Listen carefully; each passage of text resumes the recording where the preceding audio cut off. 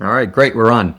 So I'm Jason Mascherelli. I run go-to-market for Launchpad.io, and happy to have you here, Joe, with me to talk a bit about your story and what you're building with ProNavigator. So let's first get an introduction and hear about a little bit about you and what you're building.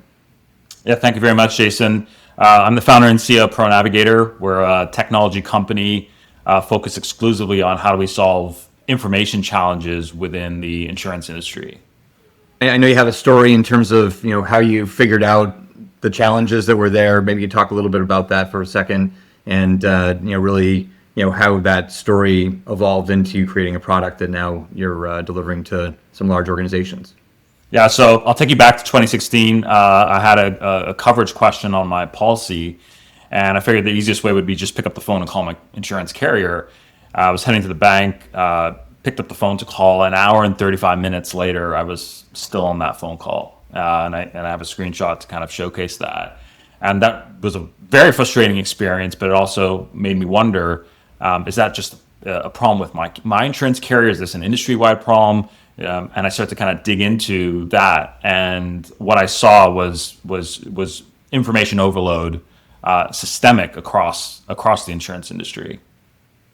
Awesome. And whenever you start a new product company, especially in SaaS, getting the product market fit is very hard. So when did you realize that you didn't just have kind of a point solution and you actually had a scalable business and a platform here? Yeah, so I think as we dug in, it became very apparent that it wasn't just solving, one specific type of document for one specific type of user. This was information that needs to flow across from carriers to brokers and agents and underwriters to claims adjusters. It was really kind of the highway, if you will, where there was a lot of bottlenecks. And so that really kind of opened our eyes into the opportunity of can this be an opportunity to move information and knowledge seamlessly with all the different stakeholders within the insurance industry. Okay. And was that that initial vision leveraging AI or not? Yeah, actually, I went to look back at when we first got the .ai domain. I think it was 2018. So we were pretty early on in terms of looking at AI and how it could solve for this. At that time, best in class was natural language processing, which was a subset very different from the large language models we have today. But we started very early on building out technology to really understand the language of insurance, if you will, the acronyms, the way people describe things, the questions that they may have, and millions and millions of queries and data points that really has helped us both then, but even now in this new world of AI on how to train up these models to understand the language of insurance. Yeah. Yeah, that's cool. So, AI is everywhere now, obviously, and it's the hot thing. I went to an event recently and felt like I was tripping over AI first entrepreneurs every second. And so it sounds like you kind of formed your vision early before the wave. So you kind of had a head start in terms of building some targeted, actually usable features leveraging AI. So how do you kind of differentiate that with clients that, are looking at products that are maybe just, trying to add in and sprinkle in some LLM stuff versus some of the things that you've built out in your product? Yeah, I think the way I look at it is we made a conscious decision to go very narrow and very deep. And, a lot of general AI tools are impressive, or they look impressive in a demo, but they can be quite brittle, especially in a regulated, domain-heavy industry like insurance. Mm-hmm. And so the way I thought about it is go deep, go narrow, and that means everything from the models that we train, adapting it to the language of insurance, obsessing over how an underwriter versus a broker versus a claims team might use it, how they actually work inside their workflow. And so it wasn't about chasing AI for the sake of chasing AI as a trend. It was, is AI the right tool and technology we need to solve this real pain point of fragmented knowledge where they are at work? Okay. And I'd imagine you only got that understanding from having kind of deep experience with your clients, knowing their problems, knowing how to solve them, and ultimately delivering a solution and then iterating on that solution. Is that right? It definitely played a central role. I mean, I remember, sitting down with brokers and underwriters, watching how they search, what they click on, the analytics that we use, sitting inside those call centers. Where did they get stuck? What are the systems that they're using? And I think you have to have that real connection with that user problem, because that informs everything. How do we structure the data? How do we surface the result? What features do we need to build to solve that? And then, you wake up and it's a product that can work essentially out of the box for insurance organization. And it's really hard to, to just wing that level of specificity without really understanding who you're trying to solve that problem for. Yeah, absolutely. And so, with this whole AI boom, I think one of the things that's happening is clients' expectations are shifting, right? And they're looking for solutions that don't just track information or report on it, but actually start to execute some of the work. Is that something that you're looking into for ProNav, and is that something you're doing today, or is that a future piece of capability? Yeah, I think you're absolutely right. I think the bar has shifted from, does this make us more efficient to is this driving a measurable business outcome? It's not just about building a feature. It's about, yes, the time savings, but the sales lift, the faster onboarding. So we're investing in automation, in workflows. We're investing in agentic tools to not only just surface the knowledge, but what can we do to actually take that next step? Can we actually, draft that email? Can we pre-fill that form? Can we complete that comparison? I think that's where things are going to really combine, not just the software you do, but can it actually do a lot of the work or draft, a portion of that work for that user? Sure. And so I imagine these insurance companies have hundreds or thousands of resources that they're doing lots of manual work. And so it sounds like you're probably trying to go help those teams deliver more work with less resources. Is that true? Very much so. And in the insurance industry, there's a significant group retiring. And so a lot of that knowledge is walking out the door. It's hard to find talented people. It's hard to train them. It's hard to attract people to the industry.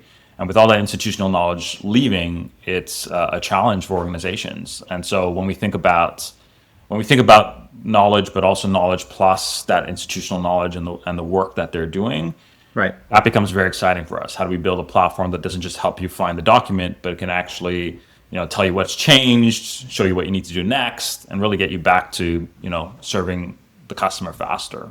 Yeah. So they can focus on kind of the human parts, but also validation and the human in the loop aspects as well. Yeah, absolutely. Because the industry is in a way, almost like a SaaS industry. You pay all these premiums, and then you have a claim, and then you're trying to get a refund or money, and it's a big event for you. And so having humans in the loop there when it actually matters, who have empathy and understand and freed up from all the manual tasks to actually be there for you in that moment is extremely critical for that experience. And it's something that we strive to do in terms of building software for them to be able to do that. Yeah, no, that's cool. I wouldn't have even thought about that. They're burdened and burnt out from all the manual stuff that they can't be present for the client. And so this allows them to be more present. Yeah.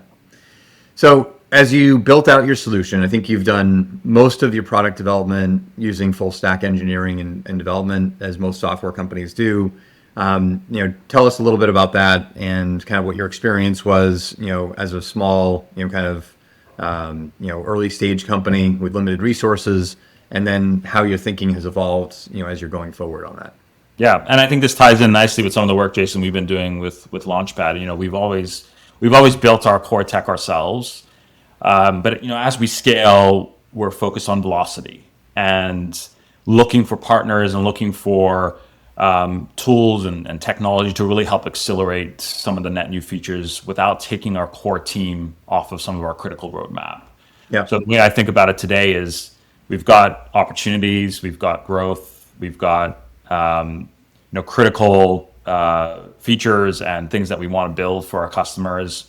How do we not have to reinvent some of those foundational layers so we can get velocity a lot quicker and faster? And looking at things like Launchpad to help us accelerate net new features while keeping our core team we're running pretty efficient on some of the critical items that we need to do. Right. And so it sounds like that expanded strategy of product, leveraging kind of the best of both worlds of full stack engineering and development with platforms, is going to help you move faster. And it sounds like you're looking at that around maybe building out some new features, but also building new products as well. Are those things that you think will help you radiate within your clients, sell into new clients, or both? Tell me a bit about that. Yeah, I think it's both unlocking immediate value, but also looking at kind of the next 1 to 2 years in terms of what we need as core foundational work. So workflows being one of them. I kind of alluded to it earlier. You have knowledge and then you have tasks. How can you kind of combine those together? Whether you're either suggesting knowledge at a certain point in the workflow or you're actually automating that entire step. And we're serving multiple different types of users. We've got brokers and agents, we've got underwriters, we've got claims users, and each of them have different needs. So when we look at it, it's how do we leverage some of these platforms to help us create new capabilities and unlock both immediate value, but also foundational work that we can build on to grow quicker and to provide more value to our customers. Yeah, cool. Yeah, I think we were in a meeting recently, and we were doing some work on a new feature, and you said if we didn't have this platform, this would have been in our backlog probably for another year. So it sounds like there's certainly probably many things in your backlog that you normally wouldn't be able to do in the traditional model. Is that correct? Yeah, 100%. There's as a company with a lot of customers, there's a lot of requests, and you're always doing trade-offs and trying to prioritize. And so if we can move faster in any way and be able to partner with platforms and capabilities that allow us to do that, it just reduces some of the roadblocks that we have to be able to serve our customers faster and better. Yeah, awesome. Are you seeing buying behaviors of clients shift now with all the AI stuff that's happening? Are they looking to do some of this stuff internally with their own expertise and experimentation? Are they looking to kind of new AI startups, or do you find that you have an advantage, kind of having an existing relationship with them? I do think that age-old debate of build versus buy will always be there. The way I think about it is, for a lot of, in our case, insurance organizations as customers, there's some really core things around their pricing, around their underwriting that probably makes sense for them to build in-house. It's their moat, it's their differentiation. And there's other things that I think, are they going to be able to both build it best in class and then maintain it going forward? And I think that's where partnerships come in. They get the advantage of us having done this across dozens of different organizations and constantly improving it. They get to benefit from that. Every single data point we handle, every feature we build, for one, gets to benefit all. And so I think there's cases where it makes sense to build in-house in certain core models and core AI models where our customers want to make sure that they own that end to end, and there's others where they can move a whole lot faster and unblock immediate efficiencies and ROI by working with a vertical specific solution to help solve that. Yeah, because you've already figured out how to apply AI in a very specific way across many clients. Yes. And they probably won't be able to do that on their own. So. Yeah, and this is our major. This is all we do. This is everything. Right. We wake up in the morning thinking, how are we going to solve this problem? Yeah. And it's not, a number 10 or 100 on the list of things. This is our number one. And so I think by having that focused effort, we can move a lot faster and at the end of the day, build a better quality with the results that they're looking for. Yeah. No, I think there's a huge opportunity for you in terms of helping insurance companies adopt AI versus trying to just waste years experimenting. So cool. So let's talk a bit about kind of accelerating growth efficiency. And so, you're in a conservative industry. You've talked a bit about this, and you talked about the shift to outcomes. How do you see it kind of transforming, and where do you see this going in the next few years for the market that you're servicing, and maybe how agents and automated workflows are going to change things? Yeah. Well, I think because we have thousands of users and dozens of customers, we've really earned the trust of a lot of our customers, and they help shape where we're going, right? Everything we're building is coming from the needs of kind of our business. And, in our world, it's becoming more and more on how do we actually complete entire tasks? How do we actually do a lot of the hundreds, if not thousands of workflows that are in a day-to-day, task of an underwriter, claims adjuster, broker agent. So to me, that's the opportunity for us, being able to really complete a lot of those tasks for our customers, making sure that this can scale in a way where it's enterprise grade, it's security, and it's uptime guarantees, and it's got the infrastructure that they need.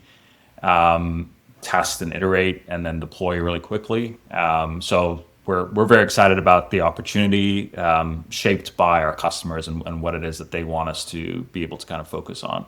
Yeah. Cool. So, as you think about the market, I think there's a lot of fear, uncertainty, and doubt that founders and CEOs of software companies under 100 million have today. With all the things happening in AI, I think everybody's wondering where all this is going to go. So, sounds like you've got a good niche, you've got a good direction. What would be your advice to, founders and CEOs and CTOs of, kind of these small to mid-sized software companies that are, trying to figure out their way to growth again and how they start to scale their businesses in this new environment? Yeah, and I think it's a question I should also continually ask ourselves and our team as well, right? I think for me, it's focusing on the outcome we're trying to achieve for our customers and then work back from there. How are your best customers using it? What's driving ROI? Really double down on that. And I think growth can come from focus.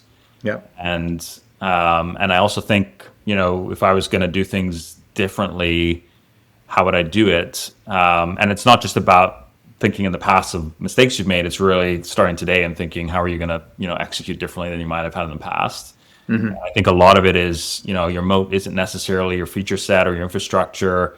It's, how tightly you're integrated into their world, your domain expertise, the systems they're using today, and not trying to have to build every single layer ourselves, right? So I think it would allow us to focus more, and my advice would be focus more, and then really go deeper into their world. And I think that allows you to be able to grow faster. That growth comes from that focus. Yeah. Yeah. Cool. Great. So I guess last question, as you start to, scale up and define kind of this category of B2B software that you're in, how do you kind of evolve to more of that agentic workflow? I mean, we talked a bit about it earlier, but, that's one of the things we've talked about with Launchpad is, how you look at, deploying agents, workflows that start to actually execute some of that work. So maybe talk a little bit about that and how you see how it'll shift, productivity and the revenue opportunity for you as well. Yeah, I think at the end of the day, customers want results, right? They in our world, they want knowledge at their fingertips. They want workflows that are, draft or completed themselves. They want systems that are thinking alongside their staff. And so that's where this becomes so exciting. The possibilities of using AI to do workflow automation, to provide vertical specific solutions, assistance, contextually aware. I think we're going to see an entirely new class of enterprise software with this agentic AI, and I think we're in a great spot to lead that wave for the insurance industry specifically when it comes to knowledge. And I think there's a ton of opportunity for other founders and companies to be able to focus on agentic AI, and it'll really define, I think, this next category of B2B software. Yeah. Cool. Where execution is the product, right? Yeah, absolutely. And how do you see Launchpad? You're early in your Launchpad journey, so what do you see as kind of the opportunity with leveraging Launchpad? Yeah, we're looking at different microservices that can add value, and I think the ability to have these workflows done at not only at scale but at speed, and build up from that to be able to do it a whole lot faster, is incredibly excited. And drafting a claims letter or an internal announcement when a policy chain goes live, or generating a recommendation based on a particular task that they're working on. Our customers get really excited about the possibilities, and I think being able to leverage something like Launchpad, where they have the scale and the infrastructure and security, which I mentioned is so critical for our world of a compliant enterprise-grade environment, really allows us to move a whole lot faster and not have to worry about, is this thing going to scale with what we need? Sure. Yeah. And not having to probably double and triple your development team as well at the same time. Yeah, 100%. Yeah. Yeah, that speed is really critical. Yeah.